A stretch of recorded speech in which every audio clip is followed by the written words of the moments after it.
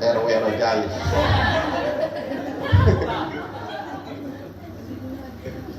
Maka aku pesan di situ 12 renteng rambutan. Lalu tanpa dilihat, lalu dimasukkan ke dalam karung.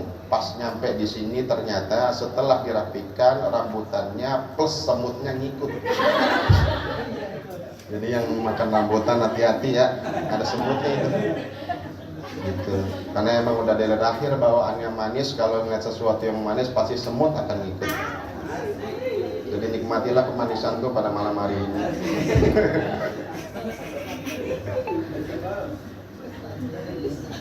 Jamaah sekalian, di dalam hadis Rasulullah Shallallahu Alaihi Wasallam ini teguran buat kita selaku pemuda.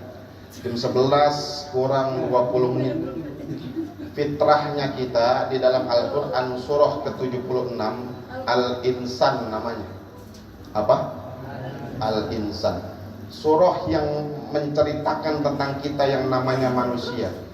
Surah ke-76 namanya surah Al-In, artinya Ada berapa ayat surah Al-Insan?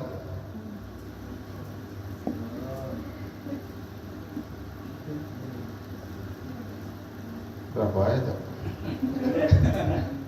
Pemuda, ada berapa ayat surah Al-Insan? 50.000 bagi yang bisa menjawab.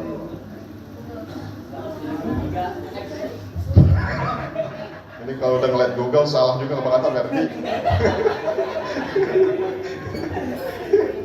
Kemudian 31. berapa? 30? Udah ngeliat Google ya. Curang kamu mah. Jadi surah Al-Insan itu terdiri dari 31 ayat. Apa makna 31 ayat dalam surah Al-Insan? Yakni jumlah tulang belakang kita nih manusia. Ada 31 tulang belakang yang kita miliki ketika kita disebut manusia. Satu lurus tegap ke atas, 15 di kanan, 15 kiri. Itulah menjadi dasar kalau kita masuk angin kudu dikerokin. Jadi metode kerokan yang selama ini kita kenal dan lakukan itu dasarnya memang dari Al-Quran. Cuman caranya yang salah. Mengapa caranya salah? Seringkali ini kita kalau ngerokinnya pakai koin. Betul ya? Emang apa? Biar merah. Kalau belum hitam belum pindah gitu guru ya. Dia dikerokin itu main ngerok aja. Pokoknya kalau belum merah belum hitam kan pindah tetap ngerok. Pas dilihat bukan jadi tulang ikan, tulang pedang. Jadi metode kerokan di dalam Quran udah diajarin. Ngeroknya mana? Dari bawah ke atas. Jadi bukan dari atas ke bawah, tapi dari atas, dari bawah ke atas. Quran menjadi petunjuk buat kita cara ngerokin diajarin dalam Quran. 7 nih, 7 sebelah kanan, 7 sebelah kiri. Mau ke atas ada-adanya guys, mau 7 ke mau 8 mau 9 itu merah. Ya. Ngeroknya kata Quran jangan pakai koin. Ngapa? Kalau kita kerok lagi masuk angin, kerokan pakai koin, maka 20% angin tersebut ada nih nyisa di belakang tulang kita. Itulah yang menyebabkan kalau badan kita kagak enak, dikit-dikit minta kerokin, dikit-dikit minta kerokin, dikit-dikit minta kerokin. Lalu pakai apa kerokin? Nah, cukup pakai bawang merah. Ilmu nih. Iya. Iya. Mantap. Jadi cukup kerokin pakai bawang merah 5 sampai 7 kali. Mau merah kayak mau kagak, yang penting mah pakai bawang merah. Yang penting jangan pakai koin ngerokinnya. Nanti 20% anginnya itu nimbul nih. Ya, mengendap di belakang tulang. Apa penyebabnya? Kalau angin yang 20% itu berada di belakang tulang kita, lama-lama tercampur dengan cairan interstisial. Paham? Apa itu cairan interstisial? Jadi menurut sebuah buku yang Anda temukan di galangan empang bawah tuh.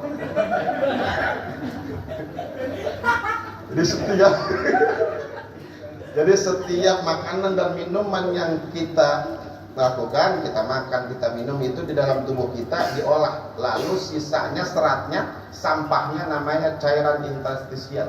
Kalau lama kelamaan itu kalau kita buang dengan media bekam, maka akan menimbulkan penyakit asam urat, akan menimbulkan rematik, akan menimbulkan duduk ngaji kagak bisa lah lama. Makanya tadi kan lama itu selawatan. Ya, baca rawi. Ada yang blonjor itu deh. Itu tanda berarti udah kagak kuat. Sila. Kalau jemaah bawa jam 11 malah buat anak muda mah masih sore ya. Karena fitrahnya kita di bawah umur 40 tahun itu sering nguap atau ngantuk. Nah kalau usia 40 tahun ke atas fitrahnya itu tidurnya sedikit. Nah kita nih anak muda tidur mulu wajar. Karena memang anak muda mah dikasih kecukupan oleh Allah Subhanahu wa taala, matanya 60% merem, 40 melek. Nah kalau yang di atas 40-nya merem, 60-nya melek. Makanya kalau kita ngeliat ada aki-aki tidur mulu itu dia keluar fitrah itu. Makanya makin tua makin banyak begadang.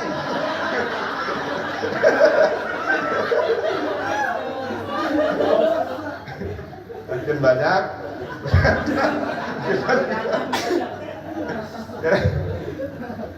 ya, itu sekelumit tentang surah Al-Insan. Ya, kalau kita ngaji tafsirnya ada lama. Menyampaikan satu hadis tadi yang kembali pertama Rasulullah Shallallahu Alaihi Wasallam bersabda, "Man taraka tolabal ilma khaufan minal fakri zadahu Allahu fakran." Mantaroka siapa orang yang meninggalin tolabal ilma, nuntut ilmu, khaufan minal fakri, karena takut susah, karena takut kagak bisa nonton bioskop, karena takut kagak bisa nongkrong, karena takut yang takutnya berkaitan tentang urusan-urusan dunia, apa kata Allah? Zadahullahu fakran. Maka karena kita kagak mau ngaji karena disebabkan urusan dunia kita akan ditambah susah oleh Allah Subhanahu wa taala. Makanya alhamdulillah pada malam hari ini kita bisa hadir silaturahim ngaji bareng-bareng sama guru-guru kita. Insya Allah kehidupan kita selama kita hidup di dunia ini semuanya nanti akan dipermudah dengan wasilah kita menuntut ilmu. Itu ancaman tuh buat kita, teguran buat kita. Jangan sampai ini kita males dalam menuntut ilmu. Silakan kita cari dunia, tapi jangan sampai kita ninggalin buat bekal akhirat kita. Dengan cara apa? Dengan cara kita menuntut ilmu. Jadi itu hadis Rasulullah Shallallahu Alaihi Wasallam yang perlu kita ingat, biar jadi tambah girah, tambah semangat, tambah motivasi kita. Sesibuk apapun kita dengan urusan-urusan dunia kita, maka kita sempatkan untuk menuntut ilmu. Karena orang yang menuntut ilmu, kalau ilmunya didapatkan dengan ridha Allah Subhanahu wa taala, yarfa'illahu alladziina aamanu minkum walladziina utul ilma darajat. Orang yang hadir di majelis taklim litazdidil iman, imannya akan diperbaharui oleh Allah Subhanahu wa taala. Itu dulu. Yarfa'illahu alladziina amanu dulu, baru utul ilma darajat. Selepas imannya litazdid diperbaharui oleh Allah Subhanahu wa taala, baru nanti akan diberikan kemanfaatan ilmu. Setiap manusia pasti punya kehilapan dan kesalahan. Maka dengan ilmu yang kita pelajari setiap malam Seninnya, insya Allah menjadi diri kita lebih bermuhasabah, diri kita mengintrospeksi diri. Maka hasibu anfusakum qabla an tuhasabu. Kita hisab diri kita sejauh mana kita sudah memperdalam ilmu-ilmunya Allah Subhanahu wa taala yang menjadikan landasan buat diri kita untuk memperbaiki ibadah kita. Selepas kita mendapatkan ilmu, jangan sombong. Itu mengapa? Karena jangan suka menilai seseorang dari luar. Menurut pepatah Mandarin, don't judge book by its cover. Jangan jangan menilai orang dari bungkusannya, dari luarnya. Kapan kita bisa menilai seseorang? Nanti ketika datang inna lillahi wa inna ilaihi raji'un. Baru datuh kita nih ketahuan apakah kita termasuk husnul khatimah, apakah kita termasuk su'ul khatimah. Semoga kita semuanya termasuk golongan orang yang husnul khatimah. Amin amin ya rabbal alamin. Doain, saya punya ibu ya, minta tolong dibacain Fatihah. Ibu Saiyah binti Haji Siman yang pada saat sekarang ini baru meninggal, belum mati. Sama apa kagak tuh? Hah?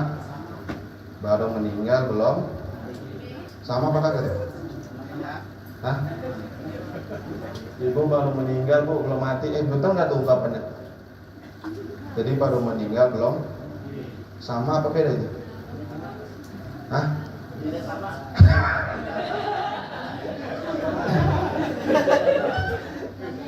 Jadi meninggal sama mati beda. Ya.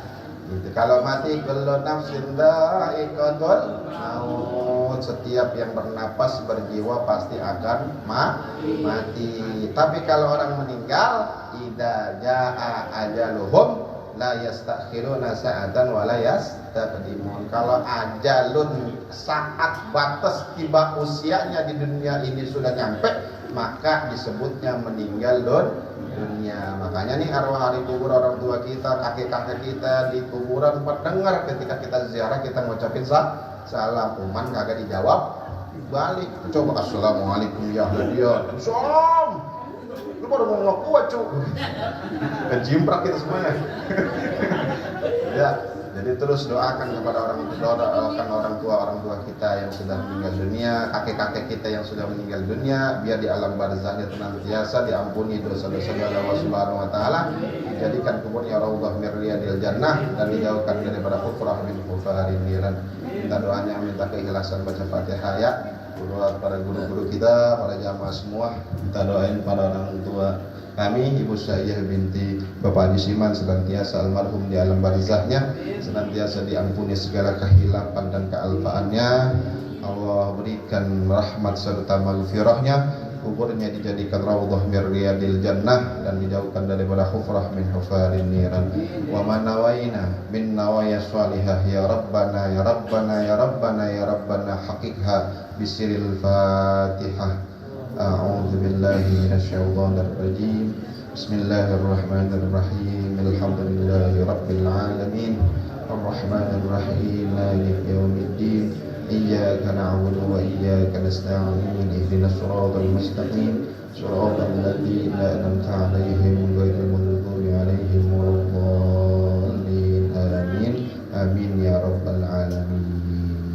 Demikian apa yang bisa Usus sampaikan. Mohon maaf yang dari sisi tempat ya, dari sisi suguhan emang tadi hujan baik, makanya disuguhinnya kue basah. Mohon maaf itu ya, karena ya, kalau tadi kagak hujan mah kita suguhin kue kering Nel. Itu karena memang hujan tadi, jadi kita suguhin kue basah. Jadi biar kata si Imam sesuai tema Mas Adi gitu. Iya, karena hujan udah kita kasih kue basah gitu. Ya, mudah-mudahan bisa dinikmati semuanya, biar jadi infak sedekah buat orang tua kami yang telah meninggal dunia. Kurang lebihnya mohon maaf. Assalamualaikum warahmatullahi wabarakatuh.